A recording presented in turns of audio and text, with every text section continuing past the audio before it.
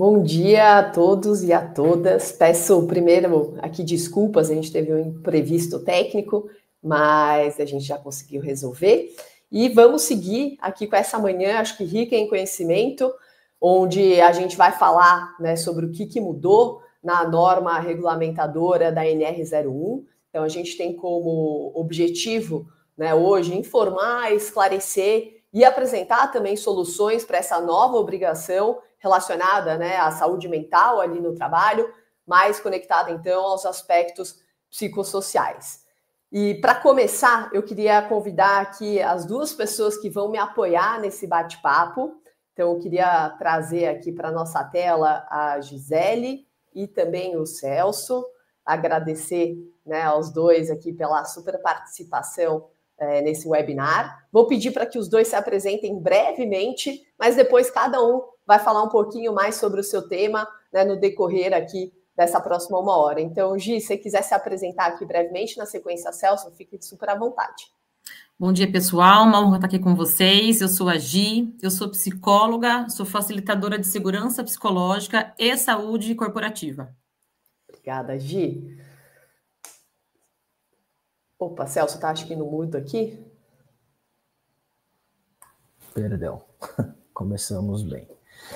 Bom dia, pessoal. Eu sou o Celso, sou sócio no Demarest Advogados, trabalho com direito do trabalho há 16, 17 anos e espero trazer aí uma boa discussão aí para a gente sobre esse tema tão interessante.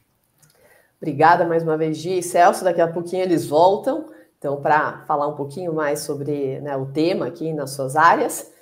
E eu quero começar, então, apresentando um pouquinho, né, sobre o tema, mas também brevemente sobre a Pin People. Vou pedir para colocarem aqui uma apresentação para ficar um pouco mais claro e também guiar a gente nesse bate-papo.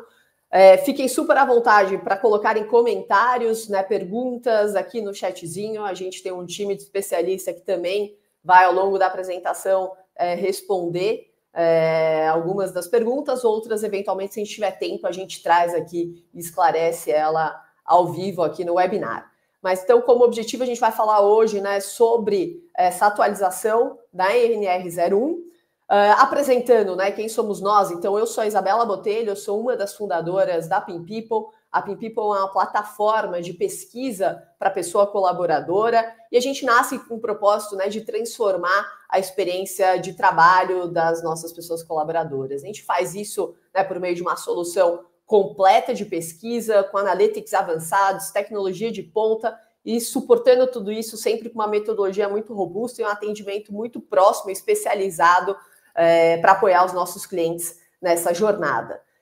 A gente hoje já rodou aqui, né, mais de 28 milhões de respostas que vieram das nossas pesquisas, a gente já teve mais de 1 milhão de pessoas impactadas, e o nosso foco é atender, né, as grandes organizações aqui do Brasil e do mundo. Então, hoje já são mais de 500 organizações que passaram pela Pin People e que são líderes nas suas indústrias e que estão junto com a Pin People trabalhando, né, esse olhar de pesquisa focado na jornada da pessoa colaboradora.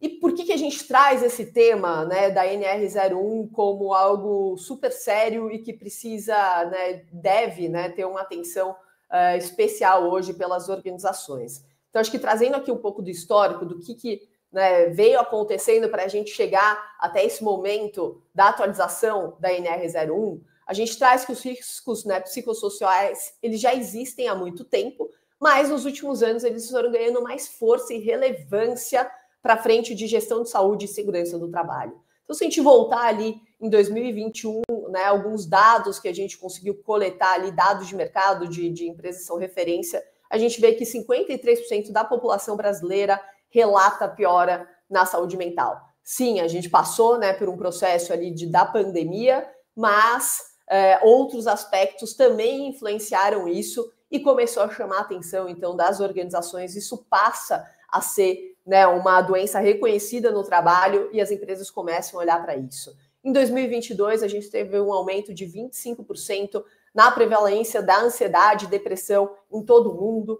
Em 2023, 136% de aumento nos afastamentos por conta do burnout. Eles aconteceram ali desde 2019 até 2023. E em 2024 acontece, então, a aprovação da nova NR01, que tem, né, como prazo agora, dia 25 de maio, para que todas as empresas estejam olhando para isso e já trabalhando essa atualização. Outros dados que eu acho que reforçam isso, né? A gente fez uma pesquisa em parceria com a Reconnect, que a gente chamou de Relatório de Sustentabilidade Humana e Produtividade Consciente no Trabalho. Foi um estudo onde a gente aplicou ali no finalzinho de 2024, perguntando alguns aspectos relacionados, então, à sustentabilidade humana, à saúde mental para as pessoas colaboradoras, e eu trago aqui alguns destaques, né, do resultado desse relatório. 2 em cada 3 pessoas trocariam de emprego pensando em seu bem-estar, mesmo sem terem um aumento salarial. Então, isso está muito conectado, né, a pessoa colaboradora ali no seu dia a dia do trabalho, como é que ela vem enxergando as atividades que ela vem fazendo na sua organização. Somente 7,5% das pessoas afirmaram estar felizes no trabalho, enquanto 17,5% afirmaram estar ansiosas, 11,5% afirmaram estarem frustradas, né, no seu ambiente de trabalho. E a gente viu uma correlação direta, que eu acho que vale super destacar, onde a gente conseguiu medir que as pessoas que se sentem mais produtivas no ambiente de trabalho são as que mais percebem também bem-estar no seu dia a dia do trabalho. Então, essa é uma correlação que existe, né? A gente fez ali uma pergunta de NPS, né, no formato de NPS, de bem-estar das pessoas no ambiente de trabalho, e a gente consegue conectar, então, esse grupo ali, que é mais promotor, né, que diz, então, estar no ambiente que dá um conforto, né, para o seu bem-estar, são também as pessoas que se dizem mais produtivas. Quem quiser saber mais sobre esse relatório, tem um QR Codezinho, ele vai direcionar vocês direto para esse relatório com outros dados interessantíssimos que acho que corroboram com esse tema tão importante aqui que a gente está tratando hoje.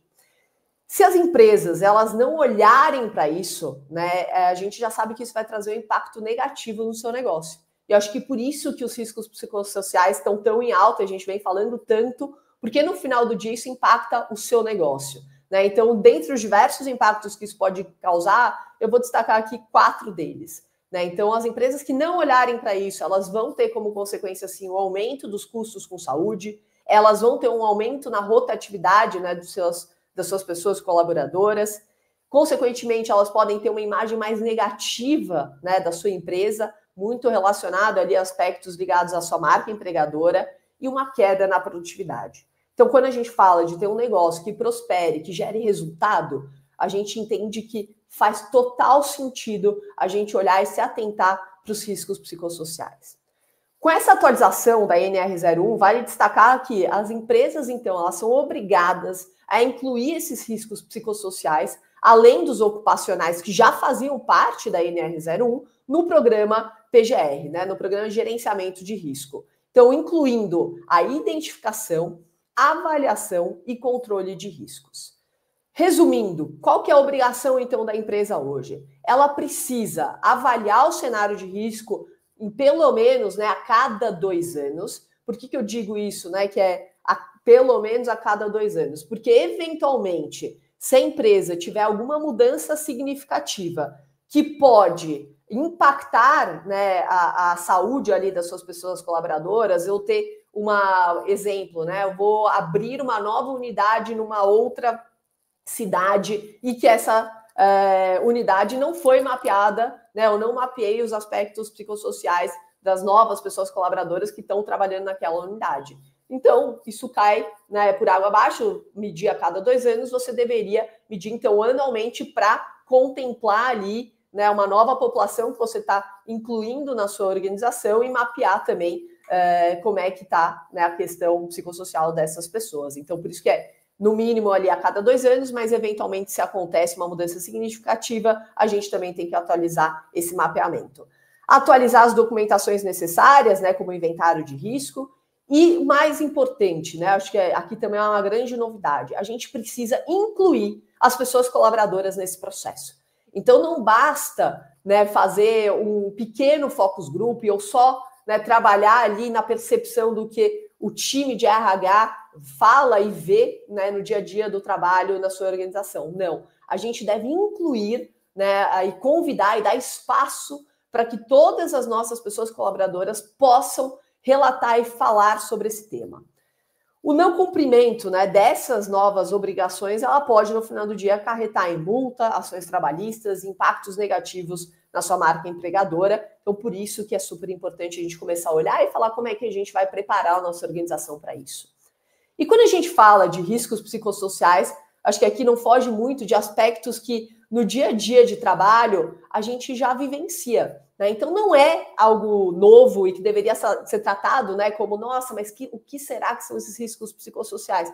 Não, eu acho que é importante a gente entender como RH, principalmente, que a gente já lidava com isso. Essas são coisas que aconteciam lá no dia a dia do nosso ambiente de trabalho, como, né, alguma conversa que a gente tivesse com algum colaborador que nos trouxesse que ele estava tendo um excesso de uma demanda, que ele estava sendo pressionado por metas muito impossíveis, que ele estava com medo de se expressar, que ele passou por alguma situação de desrespeito. Então, essas são conversas que já fazem parte do nosso dia a dia no trabalho. Mas, agora, né, com essa atualização, isso realmente tem que ser mapeado e documentado de uma forma mais estruturada pelas organizações, mas já eram aspectos, né, que a gente convivia ali no nosso dia a dia. Então, a gente também tem que entender que esses desafios, eles, né, ligados a esses exemplos que eu trouxe, estresse, metas impossíveis, desrespeito, eles também não são aspectos que devem ser considerados como alto risco quando a gente fala de, eventualmente, de pontos ali que aconteceram eventualmente e não com uma certa frequência e também não com uma certa intensidade, né? Então, a gente precisa conseguir entender e medir se, nas informações que a gente está recebendo, se elas são fonte de um sofrimento psicológico regular ou de alta intensidade, né? E quando a gente fala de alta intensidade, isso pode sim levar e causar a um adoecimento físico ou emocional, né? Então a gente precisa ficar atento para ver se isso não é um caso pontual ou se isso é algo que já está acontecendo de forma muito frequente em várias estruturas dentro da sua organização e num nível de alta intensidade. E a PIN, como é que a gente, então, entendeu que a gente poderia apoiar as organizações e facilitar, né, esse mapeamento, já que, né, como a atualização da NR01 diz, que a gente precisa e deve trazer as pessoas colaboradoras para esse momento e ouvi-las. Então, a PIN People, ela lança, né, e a gente está fazendo esse lançamento aqui para todos vocês, o nosso produto, que é o mapeamento de riscos NR01, onde a PIN vai apoiar as empresas a certificarem de que oferecem ambientes psicologicamente seguros através de um levantamento, né, onde a gente faz uma pesquisa completa para medir essa percepção dos riscos psicossociais e a satisfação com as políticas de segurança, né, que são, no final do dia, feitos com a participação direta das nossas pessoas colaboradoras. Eu já coloquei aqui também o QR Code que leva direto para o nosso site, onde a gente fala mais sobre essa solução e quem quiser entender, fazer uma conversa para entender como é que essa solução funciona mais no detalhe, fiquem super à vontade, só se cadastrarem que o nosso time vai entrar em contato ainda hoje com vocês. Então, convido aqui a todos que quiserem saber mais sobre a solução a entrarem aqui no nosso site. Acho que já passando brevemente, né, o porquê que a gente criou essa solução e o nosso diferencial frente, né, o que já vem começando a existir também no mercado. Primeiro, a PIN é uma empresa especialista, né, em fazer pesquisa, sempre com embasamento metodológico. Então, a gente estudou muito, né, o que seria medir os aspectos psicossociais e, com base nisso, a gente constrói a pesquisa de mapeamento de riscos da NR01.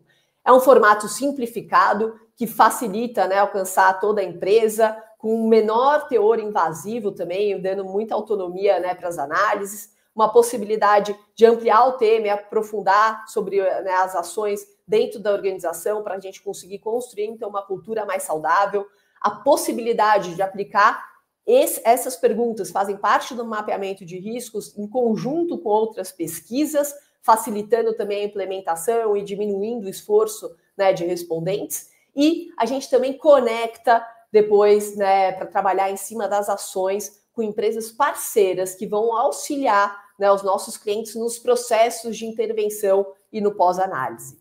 E a ferramenta, ela no final do dia traz para a gente alguns insights. A gente vai conseguir ter uma percepção geral sobre a segurança, identificação dos riscos psicossociais, né, e a sua intensidade, os grupos com maior e menor vulnerabilidade sobre esse tema, e também a pergunta ali de recomendação da empresa quando a gente fala de bem-estar emocional, tá? Então, eu acho que reforçando aqui a nossa solução, né, a primeira e mais importante, né, aspecto que a gente vai entregar isso é conseguir identificar quais são os riscos existentes, né, avaliando se ele é uma situação pontual ou se ele realmente está ligado ao ambiente de trabalho. A gente traz também os resultados que vão te ajudar a priorizar os riscos de forma mais assertiva, a identificar quem são os grupos mais afetados em relação a esse tema, e com isso você consegue se planejar, criar ações mais direcionadas e específicas, evitando, né, iniciativas ali muito generalistas e que podem, no final do dia, não estarem alinhadas à sua realidade. Então, a nossa ferramenta ela vai gerar esses dados necessários também para você preencher a documentação mínima que envolve, né, o PGR. Então, acho que isso facilita também muito, como inventário ali de riscos e plano de ação. E a gente consegue, então, considerar isso dentro, né, do processo de avaliação ergonômica preliminar. Então, os aspectos, né, psicossociais entram nessa vertical quando a gente fala sobre esse tema. Bom, consegui trazer aqui um pouquinho, né, do panorama para vocês. E eu queria, então, convidar a Gisele agora, que é, ela, como ela se apresentou, né, especialista no tema, ela é psicóloga, para falar um pouquinho como essa relação entre riscos psicossociais e o adoecimento mental se conversam, né? O que está acontecendo e por que esse é um tema que já vem sendo, né, trabalhado há um tempo nas organizações, e qual que é essa relação agora com os aspectos psicossociais. Gi, a fala é toda sua agora. Isa, enquanto você falava, eu estava aqui rabiscando, né? E uma coisa bem importante, a gente tem que comemorar esse avanço, só que não ao mesmo tempo, porque a gente tem a CLT de 43, a gente tem a Constituição de 88, e a gente está tendo que criar cada vez mais novas medidas para que a gente faça o que tem que ser feito dentro das organizações em prol do bem-estar, em prol do engajamento, em prol da saúde dos colaboradores. Então, a gente está avançando, mas também a passos vagarosos, pensando que a gente poderia estar fazendo outras coisas. A outra coisa que você falou que me chamou a atenção é que, assim, os dados, eles já mostravam dados de turnover, dados de baixo engajamento, dados de absenteísmo, só que a gente não tinha segurança psicológica para falar com abertura, a gente não quebrava esse estereótipo. Então, essas informações de adoecimento e tudo que nós estamos trazendo de forma clara hoje já acontecia há muito tempo, só que a gente não tinha espaço para falar sobre o tema. E a outra coisa que me chama a atenção nessa conversa é a palavra obrigações. A gente tem que fazer saúde e segurança para as pessoas, não só por obrigação. Embora a gente esteja sendo movido pela legislação, o nosso papel enquanto organização, enquanto RH, enquanto área de saúde e segurança, é fazer um trabalho preventivo, assim como a gente faz com máquinas, né? E não precisar fazer a adequação de normativa, legislação, para que a gente possa criar o melhor ambiente de trabalho. Então, quando a gente fala hoje desses riscos de impacto, você trouxe algumas coisas aqui ligadas, por exemplo, a turnover, absenteísmo, a gente tem riscos de segurança mesmo. O pessoal daqui da área de segurança do trabalho pode dizer mais até sobre o tema do que eu. Então, o quanto uma pessoa adoecida pode ficar fragilizada e correr riscos de trabalho, porque ela não está cuidando da sua própria segurança no ambiente de trabalho. A gente tem perda de talentos com um ambiente nocivo, onde tem assédio, onde a sobrecarga de trabalho é excessiva, onde esse ambiente não promove conversas abertas e diálogo aberto para tratar das questões, onde o estereótipo é muito grande, falar do adoecimento é a mesma coisa que falar de uma coisa intocável, as pessoas são consideradas incapazes para o trabalho, diferente de você falar, por exemplo, de uma hérnia, de você falar de uma pedra no rim. Então, esses ambientes vão criando condições onde a gente não consegue inovar, onde a gente não consegue ser agente, onde as relações ficam adoecidas e a gente fica desconfortável para produzir. Então, isso eu trago, assim, de impactos que a gente tem para além do absenteísmo e além do turnover, né? Que é em relação à performance, que a gente está mais desatento, a gente vai ficar com a concentração mais baixa. Claro, isso quando a gente começa com os primeiros sinais de adoecimento. A gente pode estar com depressão, desenvolver depressão nesse ambiente, desenvolver o burnout, que a gente tem falado cada vez mais sobre o burnout. Então, aqui eu trago um pouquinho desse panorama. Acho que tem muita coisa para a gente falar. Então, por exemplo, perguntas que me fazem sempre em relação à promoção de uma cultura de cuidado e promover saúde na organização, para além de ações pontuais, como palestras e workshops. Eu acho que o tema, ele realmente é complexo, porque a gente tem que ter uma cultura de saúde e a gente tem estágios de níveis de maturidade para essa cultura ser promotora, que vão de equidade salarial, programa de recompensa e de bônus adequado, mitigação de vieses de grupos minorizados. Acho que essa cultura inclusiva é importante para uma cultura de cuidado. Erradicação de assédio dentro da organização, promoção de uma cultura de segurança psicológica é difícil porque não existe cultura de segurança psicológica, mas a promoção contínua dentro dos times de segurança psicológica, espaço livre para fala, para o diálogo aberto em relação às dificuldades, em relação a cada um trazer o que é para o campo de trabalho. A questão também de a gente tomar ações para erradicar a raiz dos problemas, desde eliminar os fatores adoecedores, substituir políticas e práticas por práticas mais saudáveis, redesenhar a estrutura de trabalho com job crafting, ações que possam ter flexibilização do trabalho, encorajar as pessoas e também educar, psicoeducação, letramento, orientação das lideranças. E aí entra a questão de segurança psicológica, inteligência emocional, identificação dos sinais, como primeiros socorros emocionais. Então, todo um trabalho de letramento. E aquela coisa do líder ser o espelho e o patrocinador desses processos da organização, para que as práticas, os focus group, as rodas de conversa e as políticas sejam vivas. Porque muitas organizações fazem palestras, promovem benefícios e o colaborador sequer tem condição de usar. E o líder não está nessa sala de quando tem uma reunião, não faz parte dessa discussão, não é promotor, não é referência. É claro que líderes são pessoas, essas pessoas muitas vezes também podem estar adoecidas. Então, quanto de suporte primeiro e sensibilização esse líder tem? Então, acho que uma pergunta que muitas pessoas também fazem, como é que a gente consegue sensibilizar a liderança para falar sobre esse tema? Primeira coisa é impactar com dados e números. As pessoas de negócio gostam de entender de resultados. Como é que está esse panorama nas organizações de mercado hoje? Como é que esses números e conhecer o impacto da organização? Quanto poderia produzir? Quanto está produzindo? Como é que está o engajamento? Como é que está o clima? Quantas pessoas saem daquela área? Por que saem? E aí a gente pode ir desde números de RH com FAP, questões de afastamento, até números de negócio. O quanto que nos últimos anos, nos últimos meses, essa performance tem se reduzido. Quantas pessoas falam numa reunião de trabalho?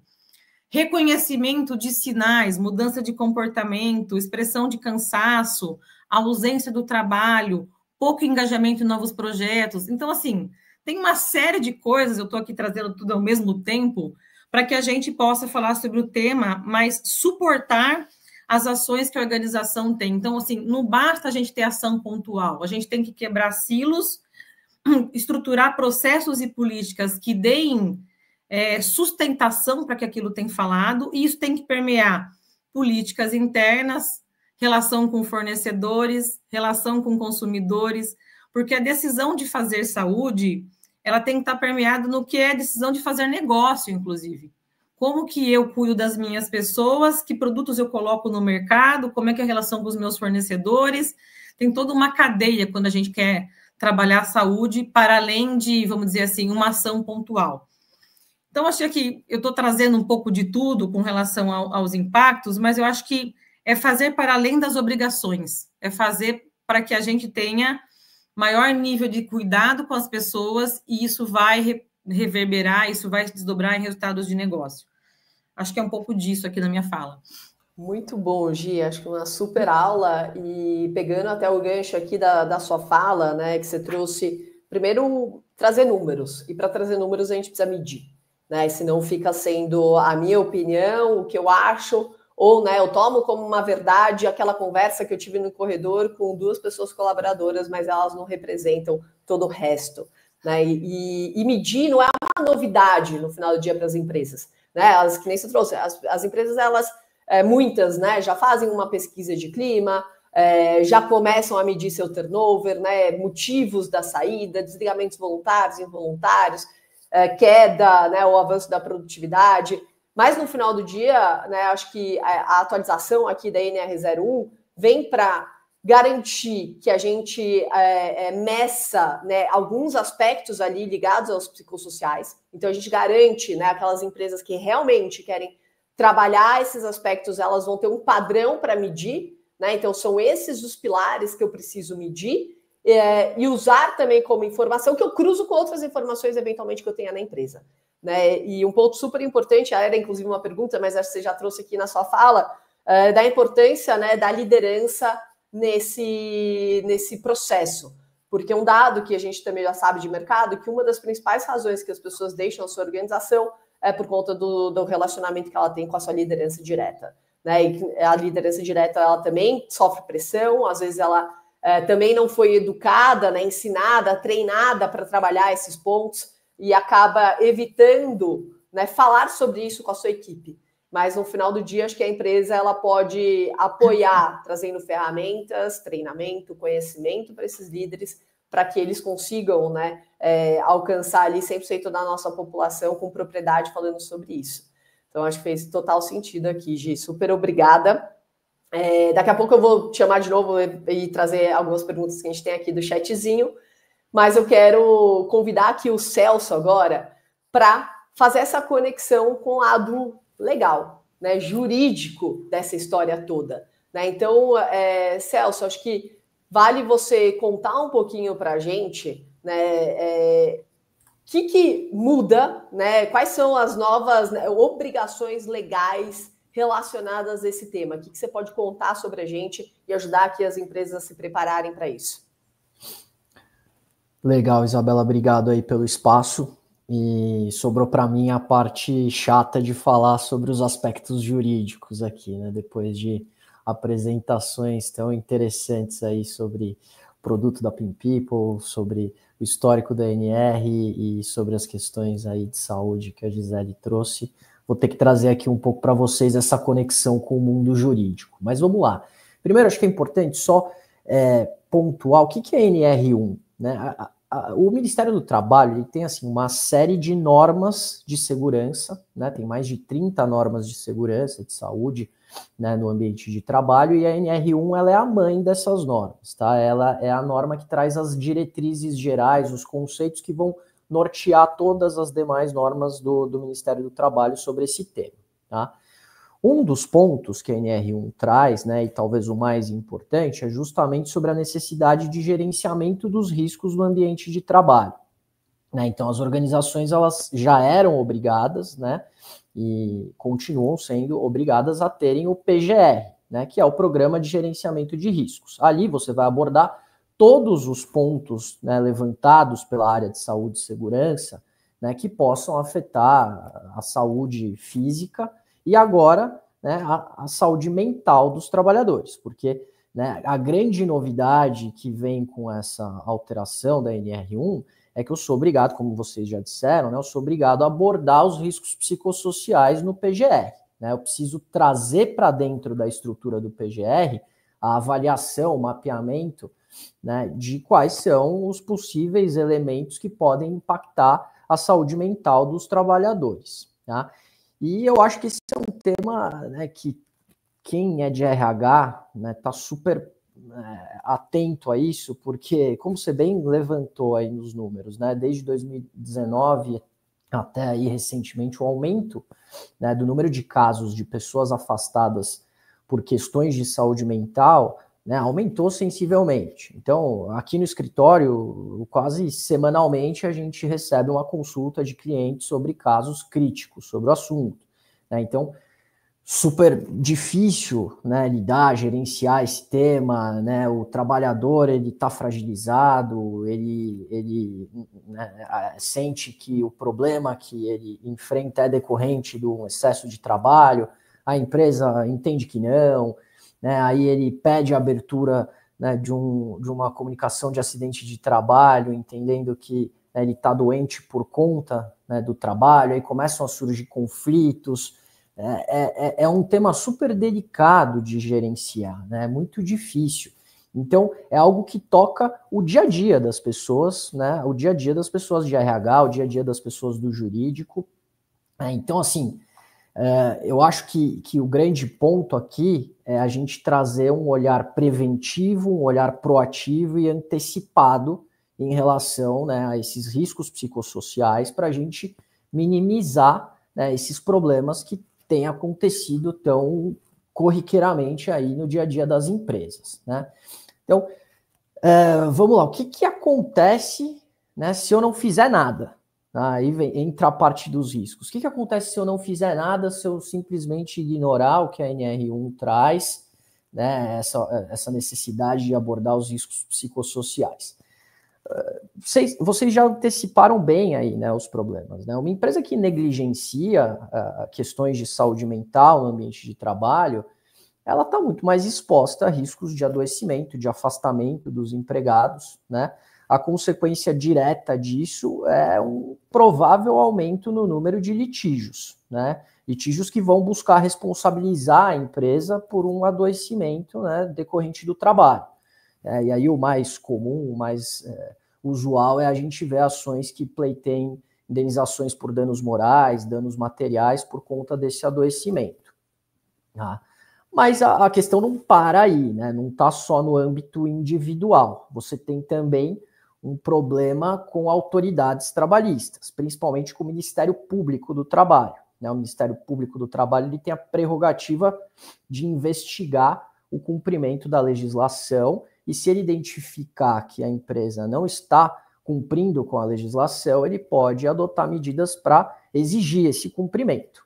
Tá? Então, o que a gente tem visto, né, nos últimos tempos, mesmo antes da NR1 e com a NR1, isso vai ficar fortalecido. Né? O Ministério Público do Trabalho fazendo apurações, investigações nas empresas para avaliar o cumprimento não necessariamente, mas a adoção de medidas, né, no campo da saúde mental, após eles receberem denúncias, né, de empregados que alegam que o ambiente de trabalho é nocivo, que eles estão sujeitos, né, a cargas excessivas de trabalho, a questões de conflitos com gestores e por aí vai. Né? E o Ministério Público do Trabalho pode, no âmbito dessas investigações, né, o que acontece bastante? Né? A propositura de um termo de ajustamento de conduta, né, que é o TAC, né? Vocês já devem ter ouvido essa expressão, nada mais é do que um acordo em que o Ministério Público exige que a empresa cumpra determinadas obrigações sob pena de multa. Né? Essas multas geralmente são pesadas. Tá? E se eu tenho agora, né, obrigações de avaliar os riscos psicossociais pela NR1, né, e eu não faço isso, certamente o Ministério Público do Trabalho vai entrar pesado nesse tema e estabelecer obrigações bem firmes para que as empresas estejam adequadas à norma. Tá? Se a empresa não quiser fazer o TAC, entender que ela cumpre, que ela toma todas as medidas, o que também, né, muitas vezes acontece, o Ministério Público pode ingressar com aquilo que a gente chama, né, da ação civil pública. No âmbito dessa ação civil pública pode ser apresentado um pedido de indenização por danos morais coletivos, também, né, pedidos de cumprimento das normas, das obrigações trabalhistas sob pena de multa. Tá? Essa indenização por danos morais coletivos que eu comentei, dependendo da extensão ali do problema, né, ela pode atingir valores bem significativos. Tá?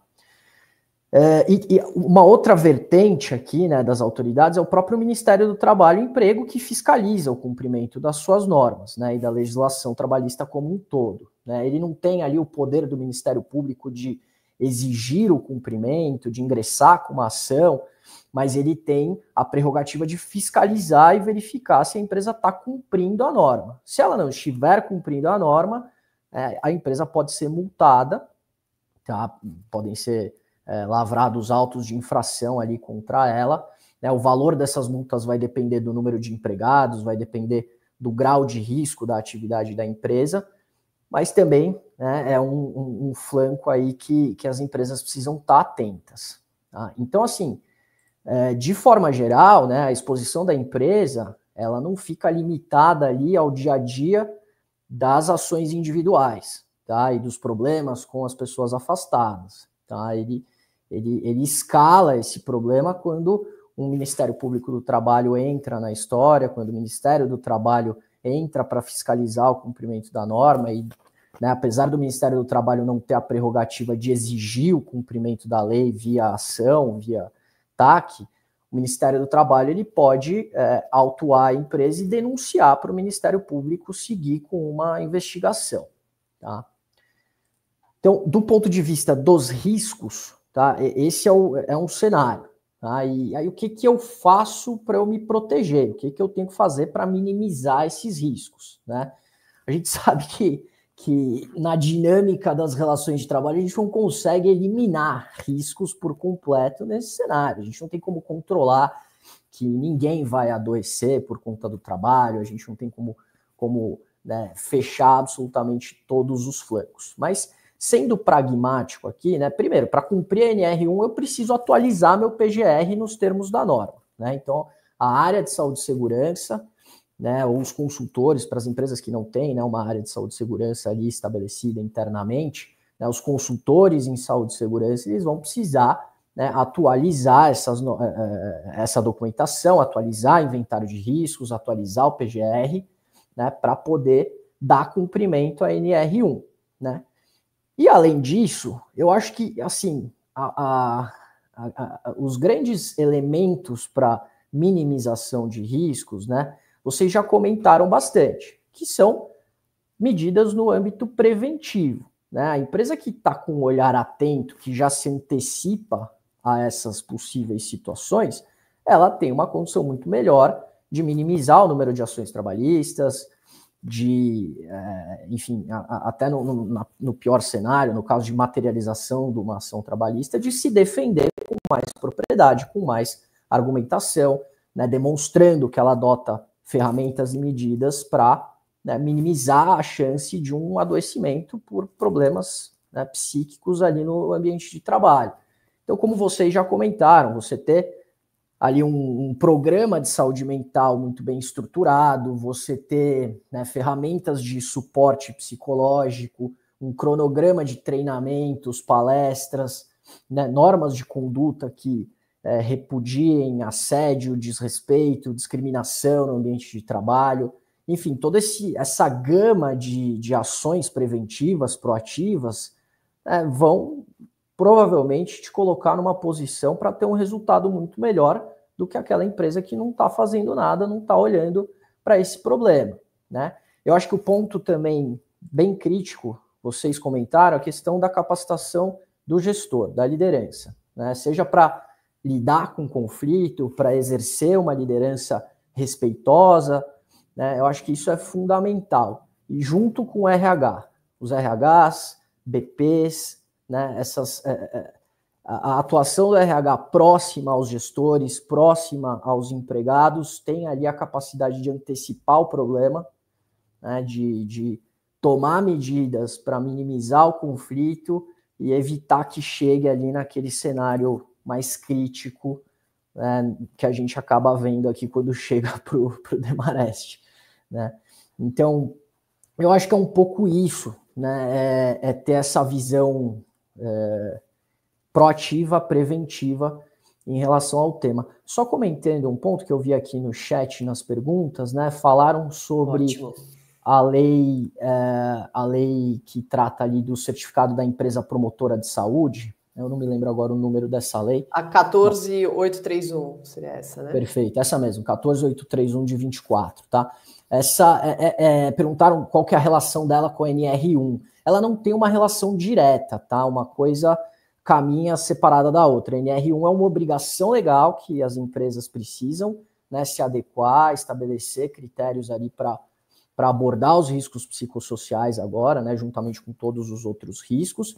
E essa outra, a lei, né, a outra norma, ela traz ali a possibilidade de ser emitido esse certificado para as empresas que cumpram ali uma série de requisitos. É mais uma questão promocional ali, né, da marca do empregador, né, de um empregador que cuida da saúde mental dos seus trabalhadores, né, são campos de aplicação distintos, tá? Eu não sou obrigado a buscar o certificado de saúde mental, de promoção de saúde mental, mas eu sou obrigado a cumprir as normas da NR01.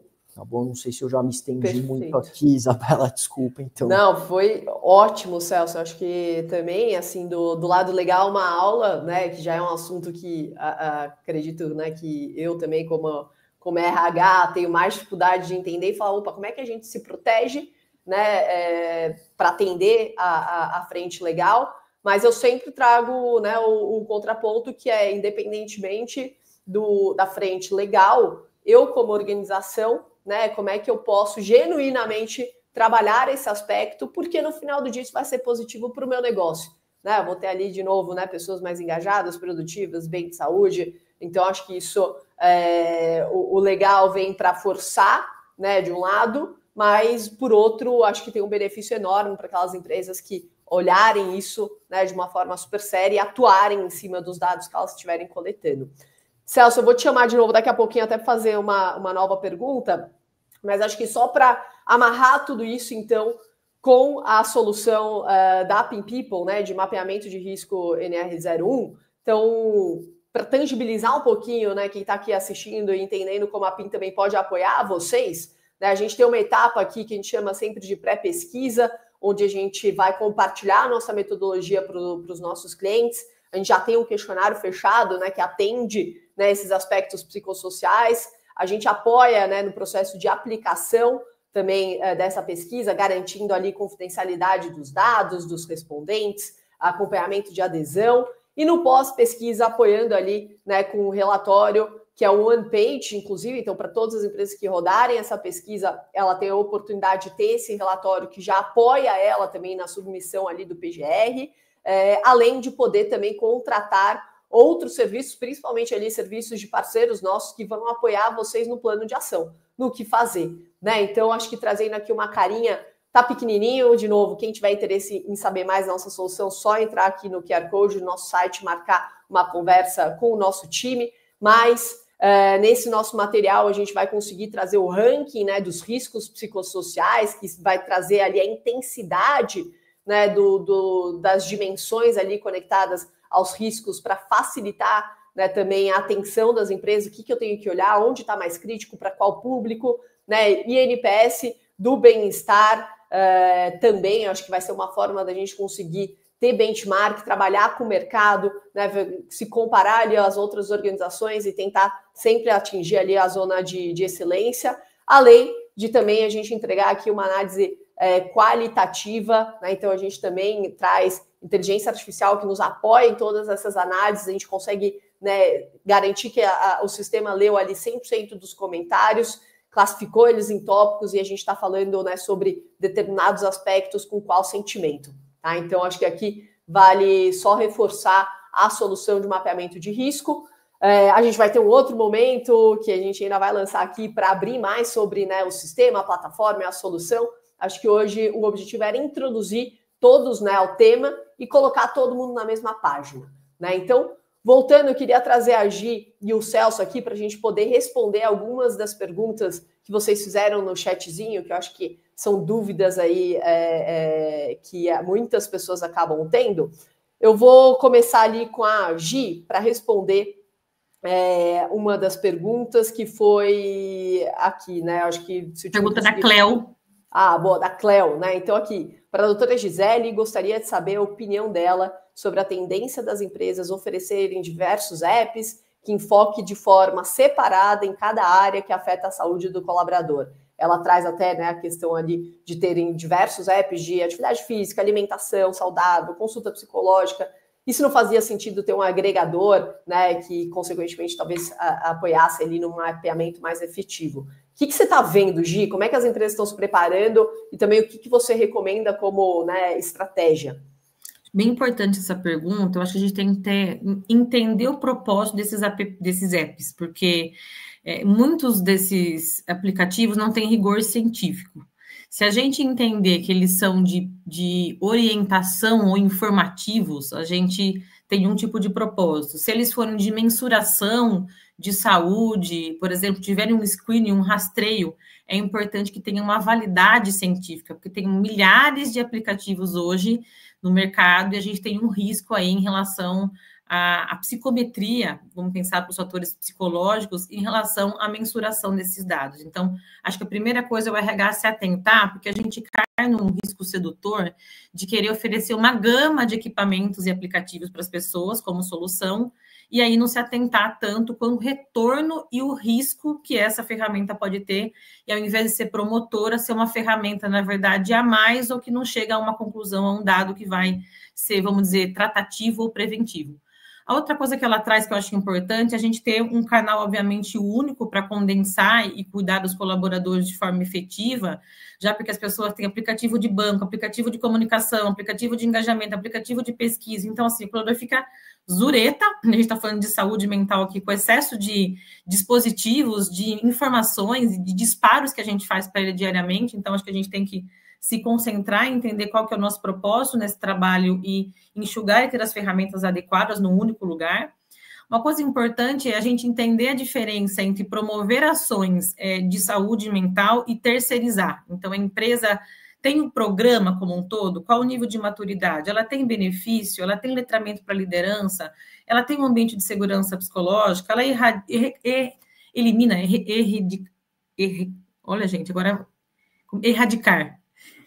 Né? Ela faz esse trabalho de eliminar o assédio de forma integral da sua organização. Então, quais são os compromissos, as práticas e as premissas de saúde? Porque muitas vezes eu vejo, eu não estou dizendo que isso é total ruim, há uma terceirização, a gente paga um benefício ligado à saúde física e mental e a gente não se sente responsável por ter nenhuma prática dentro da nossa organização. Se isso fizer parte de um programa integral, onde a gente cuida da saúde preventiva, a gente conscientiza as pessoas, a gente dá suporte com benefício, maravilhoso. O perigoso eu tenho um ambiente de assédio, não tenho espaço para conversas difíceis, as pessoas não podem falar sobre adoecimento, os casos de adoecimento estão aumentando, a gente não tem canal claro de comunicação na organização, mas olha que legal, a gente está pagando aí um app para a pessoa ir lá e fazer terapia ou fazer qualquer outra coisa relacionada à saúde integral.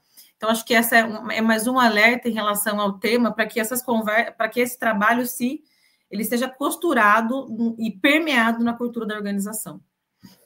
Excelente, Gi, super obrigada. Tem uma outra pergunta aqui da Fabiana que eu vou responder, que ela pergunta, né, qual a sub-área que está responsável por esse tema nas empresas, né, de vocês, administração de pessoal, benefícios.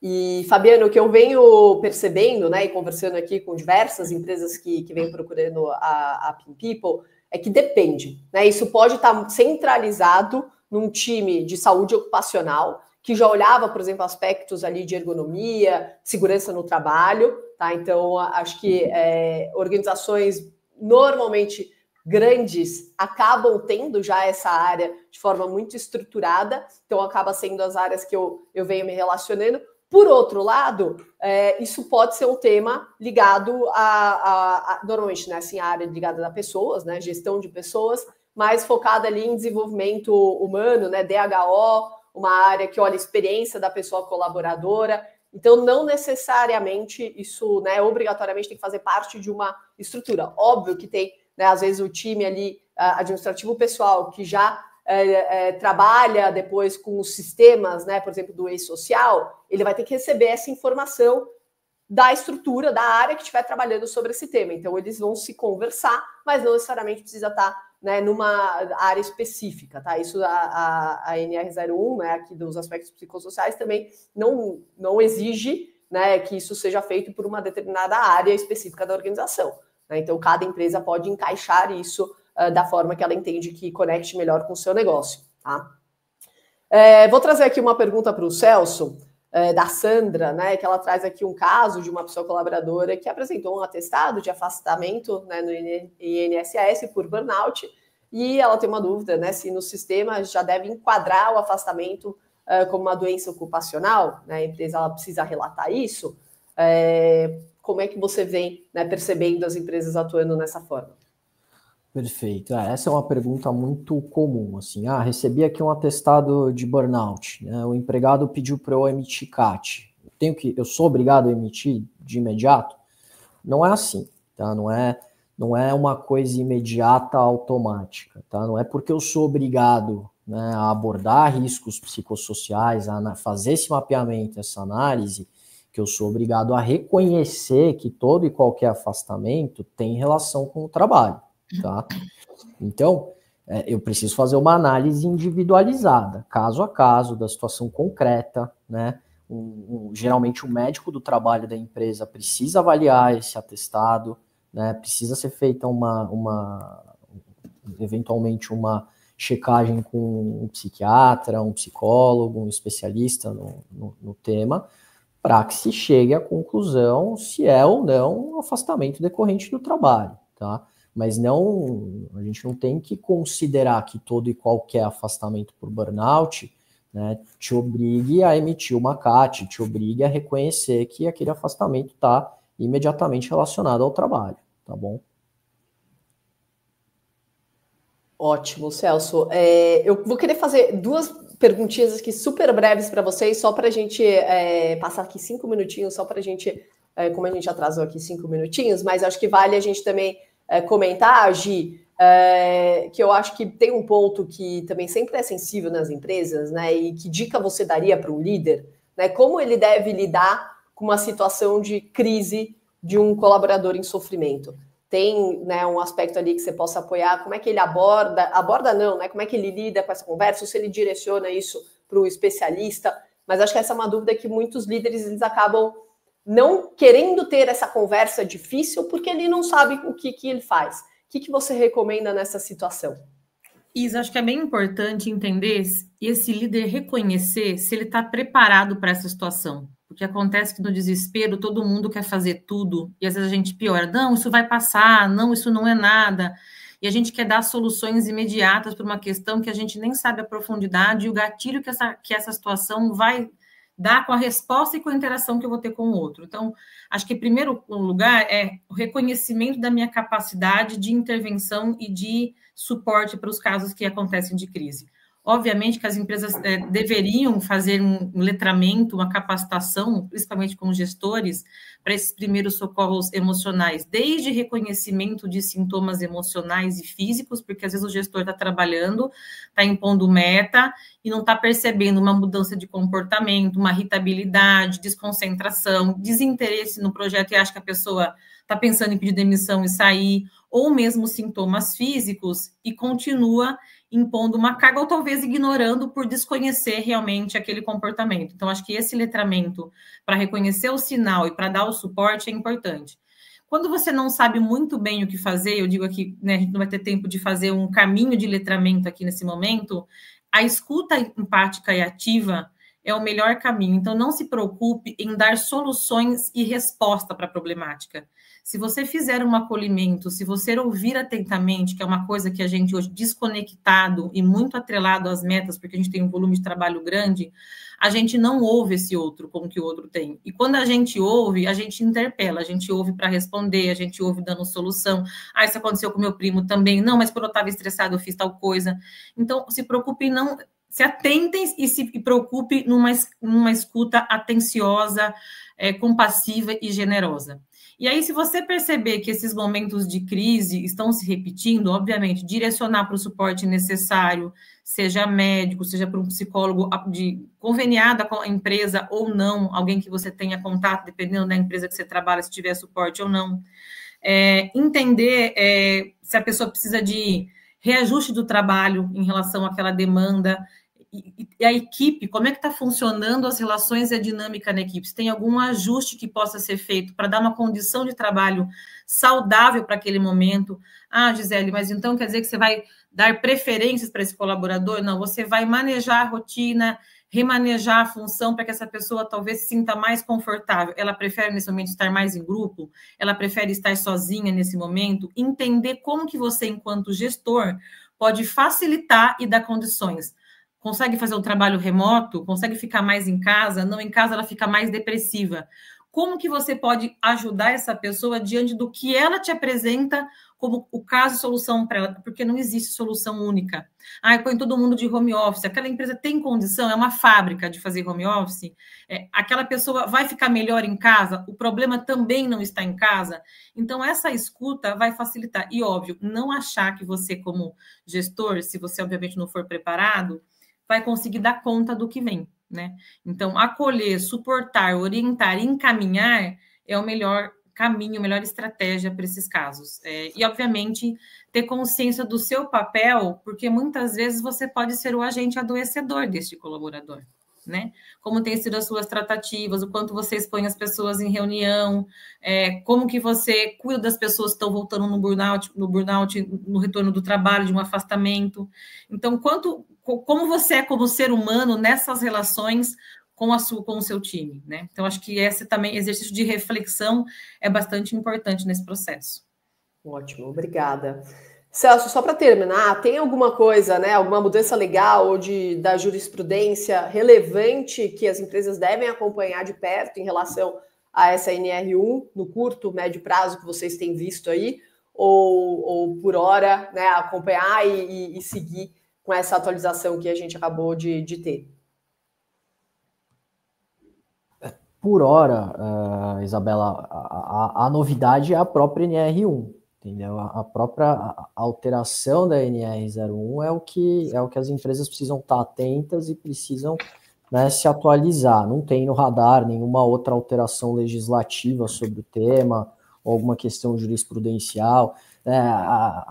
Os temas, né, que são levados para a Justiça do Trabalho geralmente, né, são ali temas mais individualizados, que precisam, né, que dependem de uma análise, de uma perícia técnica, então eu não vejo assim a jurisprudência nesse momento com um papel aqui para balizar as condutas das empresas nesse momento. Eu acho que é muito mais uma questão de atualizar a documentação da empresa conforme a NR1, buscar adotar medidas preventivas e proativas para tá em dia com as questões de saúde mental, né, e é mais por esse caminho. O único ponto que talvez a gente possa ter alguma novidade é no próprio E-Social, tá? No E-Social existe um evento específico, né, para abordagem de condições ambientais do trabalho, ali você reporta eventuais agentes nocivos, né, e isso está mais associado a questões de agentes físicos, químicos e biológicos. Tá? É possível que com essas novas diretrizes da NR1 haja alguma atualização no E-Social para esses eventos de saúde e segurança do trabalho, mas ainda não tem nada aí no radar, é uma questão para a gente estar mais atento, mais aguardando que se tiver alguma atualização as empresas vão precisar, né, se adequar também. Excelente. Bom, chegamos aqui já no nosso horário. Quem quiser, né, conversar mais com a Gi, com o Celso, recomendo procurarem eles no LinkedIn. São duas referências aqui no tema e que, sem dúvida alguma, podem apoiar as organizações de vocês também. E para saber mais da nossa solução, basta entrar aqui no nosso site, que já direciona ali para a frente de mapeamento de risco NR01. Muito obrigada, Gi, Celso, pela participação de vocês. Foi super esclarecedor. E poder apoiar, né, aqui as organizações nesse tema é um prazer e acho que faz parte da nossa missão. Então, mais uma vez, super obrigada pelo tempo de vocês aqui. Obrigado, pessoal. Isabela. Até uma próxima, gente. Tchau, tchau. Um abraço para todo mundo. Tchau, tchau.